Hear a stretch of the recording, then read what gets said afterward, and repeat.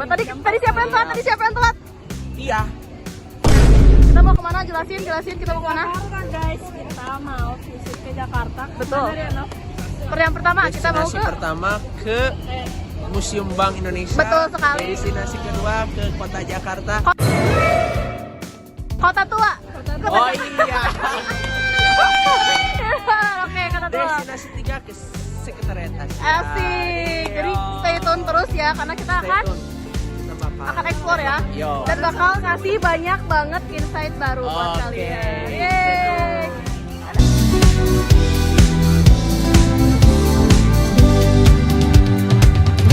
Halo semuanya, kita sekarang bakal berangkat ke Jakarta. Untuk selanjutnya, selamat ya. Dadah. Bye. Kok di belakang banget? Nah, Rika di depan.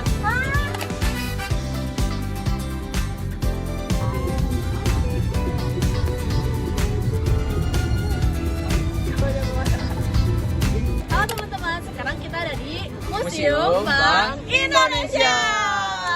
Kita bakal lihat nih di dalam ini bakal ada apa aja. Yuk kita explore ke dalam.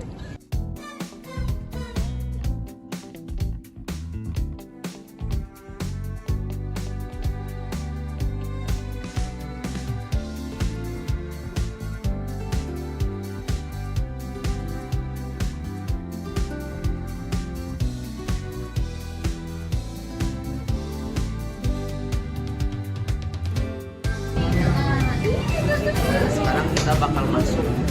Iya.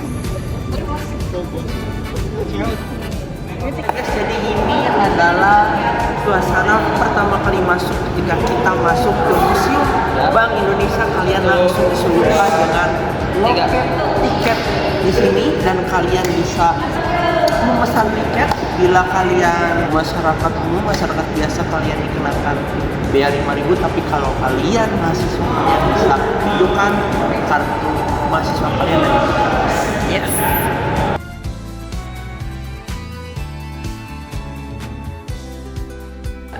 Nah guys, abis kita dapat tiket dari sana, kita langsung masuk ke sini. Yes.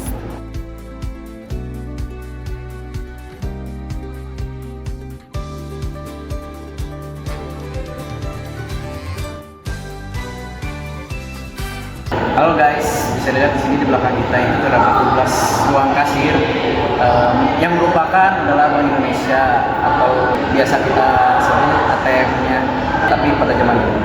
Nah ini tuh didirikan pada tahun 1953 hingga 1975. Teman-teman, jadi Museum Bank Indonesia ini tuh diresmikan oleh Presiden ke-6 Indonesia, yaitu Bapak Dr. Haji Susilo Bambang Yudhoyono dengan bukti prestasi prestasi.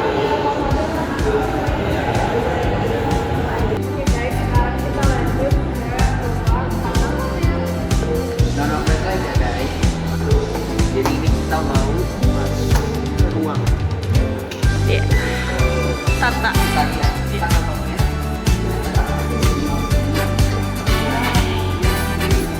Ada Chris.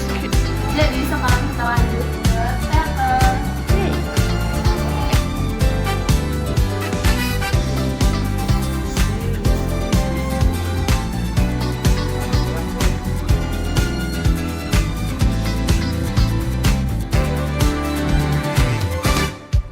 Jadi di sini ada beberapa rempah-rempah Indonesia yang dulunya itu senilai emas atau yang dijuluki dengan the golden spices. Yaitu kita bisa lihat di sini ada cengkeh, ada pala, ada lada, ada kayu manis, dan ini menunjukkan betapa kayanya Indonesia ini. Zaman dulu juga alat pertukaran itu bukan uang, karena dulu itu lebih kepada barang, rempah-rempah, dan yang lain-lain. Nah, pada abad 15, pelaut Portugis dan bantuan pelaut Arab berhasil menemukan jalan laut menuju Nusantara. Karena apa? Karena pada abad 15 itu rempah-rempahnya sudah mulai naik dan mereka menemukan jalan baru yaitu ke Nusantara. Dan inilah para pelaut dan pedagang Nusantara. Ada Marco Polo from Italia, terus ada Laksamana Cheng from China, Juan Sebastian de Cano from Spanyol, Afonso de Albuquerque from Portugis, terus Cornelis de Houtman dari Belanda, dan Sir Henry Middleton from Inggris. Berbagai maskapai Belanda berdiri setelah Kepulauan Cornelis de Houtman. Jadi, Kepulauan Cornelis de Houtman itu membuat pasokan rempah melonjak, tetapi harganya sangat turun. Setelah itu, semua maskapai itu dikumpulkan dalam Persekutuan Dagangan Hindia Timur. Lalu, VOC itu membuat dua tujuan saat berdagang, yaitu membuka perdagangan di Nusantara dan menghasilkan dominasi Portugis. Tetapi tujuan kedua itu gagal. Setelah itu, VOC itu membangun kekuatan di Asia di bawah gubernur dan membuat basis di Timur Banten yang disebut Batasnya. Setelah pedagang-pedagang itu masuk ke Nusantara, lalu masuk ke Nusantara ke masa Hindia Belanda. Nah, di masa Hindia Belanda itu VOC itu ada di sana, tapi di tahun 1800 Kerajaan Belanda ini akhirnya mengambil alih Hindia Belanda dari VOC. Jadi Gubernur Jenderal itu tuh menerapkan tanam angsa untuk mengisi kas negara yang terkuras. Jadi masyarakat Jawa itu disuruh untuk menanam kopi, tebu, teh, dan lain sebagainya yang sebenarnya menguntungkan Belanda tetapi mencerahkan rakyat gitu. Nah, berita ini tuh akhirnya sampai ke Belanda dan berkat novel Max Havelaar karya Multatuli, politikus dari Belanda itu marah sekali. Akhirnya politik itu kemudian diperkenalkan untuk memberdayakan rakyat jajahan, tapi kenyataannya kemajuannya lambat. Oke guys, setelah Indonesia setelah 1 tahun merdeka, itu Indonesia memperlakukan mata uang yaitu ori dan orida. Nah, berlakunya pada Oktober 1946. Pecahan pertamanya adalah 100 rupiah. Nah, tapi setelah maraknya adanya ori dan orida ini, masalah itu mantap, seperti ada pemalsuan dan tergabungnya percetakan uang. Nah, dari sini kebutuhan pun menjadi kecil untuk melalui uang yang tersedia. Ini guys, ada contoh uang pada zaman dahulu, yaitu ori yang dipakai di seluruh negara Indonesia dan ada pun orida yang dipakai di setiap daerah di Indonesia.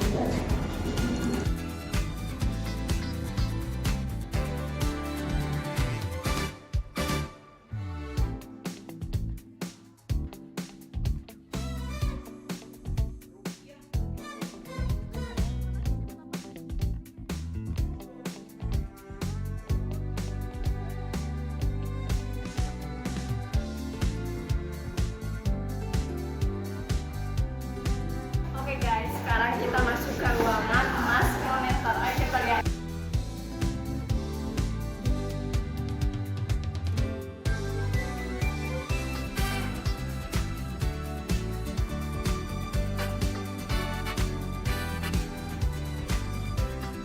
Gimana?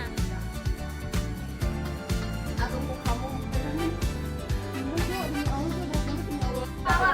Dua-duanya iya lagi. Apa? Terakhir.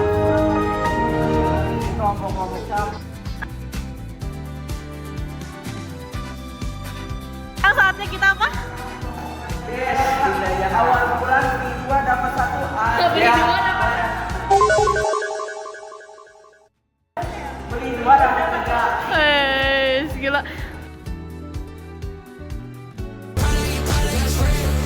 Oke guys, jadi itu keseruan kita vlog di Bank Museum Indonesia, dan kita ada destinasi 2, destinasi 3.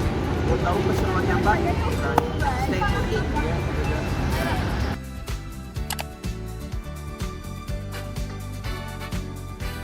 Sekretariat ASEAN.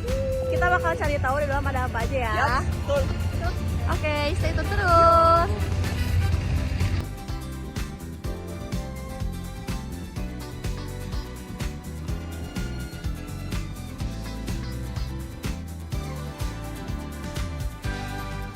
Sekarang kita ada di Sekretariat Nah, jadi kita di Sekretariat ASEAN ini bakal mengulik sejarah dan apa fungsi Sekretariat ASEAN di Jakarta.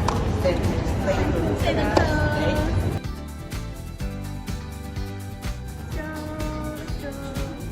And ASEAN's present to Dedicated. Now let's talk about the future. Let's jump into it. If you have any questions or inquiries regarding what will be presented by us, atau mungkin if you have any other questions outside of that, you can please take note of it and maybe. Nah, tadi itu sharing session seputar ASEAN yang baru aja kita lakuin. Nah, ternyata kita tahu bahwa ASEAN ini sebenarnya didirikan karena adanya Cold War, di mana dimulai oleh negara Thailand yang merasa dirinya itu memiliki dilema ketakutan atas Cold War ini. Dan di negara Thailand ini memiliki geografis yang dekat dengan negara-negara sosial komunis, sehingga dia mengajak aliansi yang negara-negara yang berada di Asia Tenggara bagian bawah seperti Indonesia, Malaysia, Filipina, dan juga Singapura.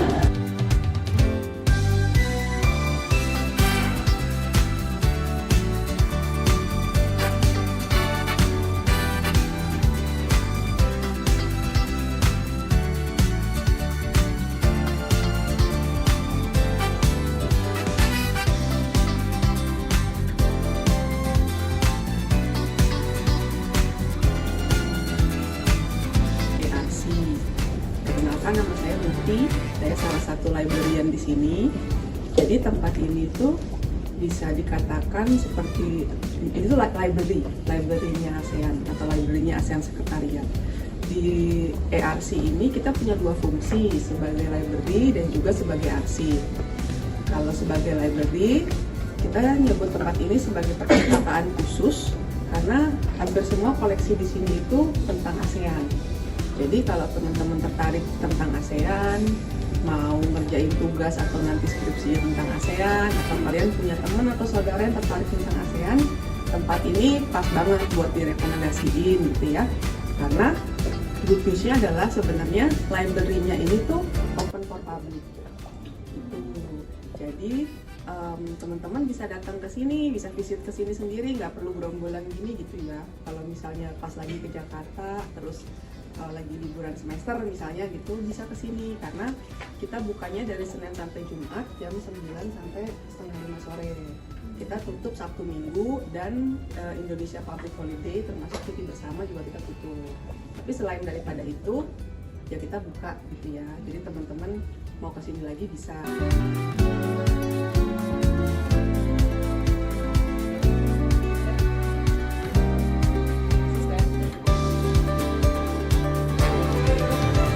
Kita menemukan randomly we found an EXO album. It's like very cute sih. EXO. Yes. Opanya opa. I'm the man who can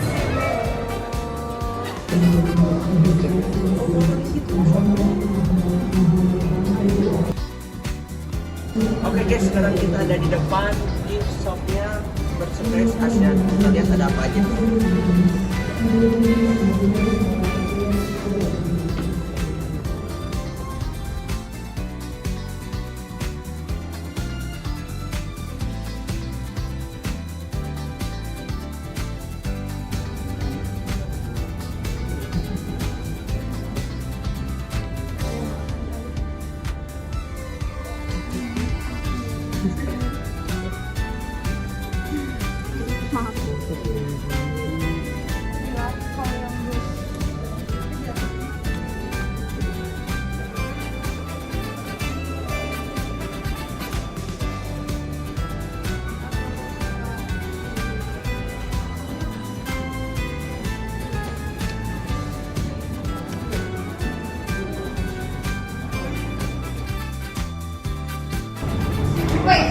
Sekarang kita mau kemana, Sam? Sudah beres? Kita udah beres dan kita mau menuju bis dan pulang ke Bandung. Yes. Let's go.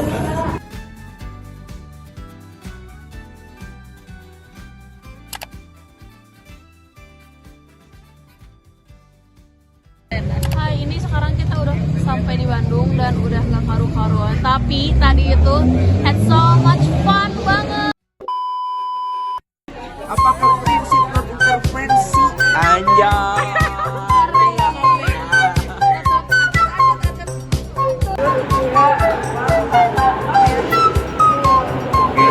First slide ya guys. Your nose, sniffing that K. Did you feel the hole? Day.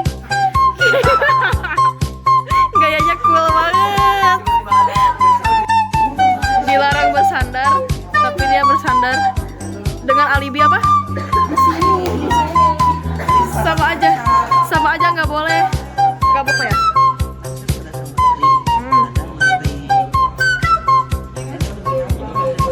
Iya, iya. Iya, coba lihat lagi. 1, 2, 3.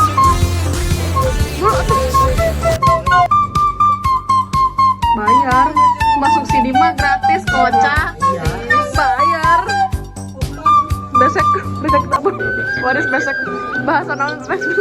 Bahasa Sukabumi.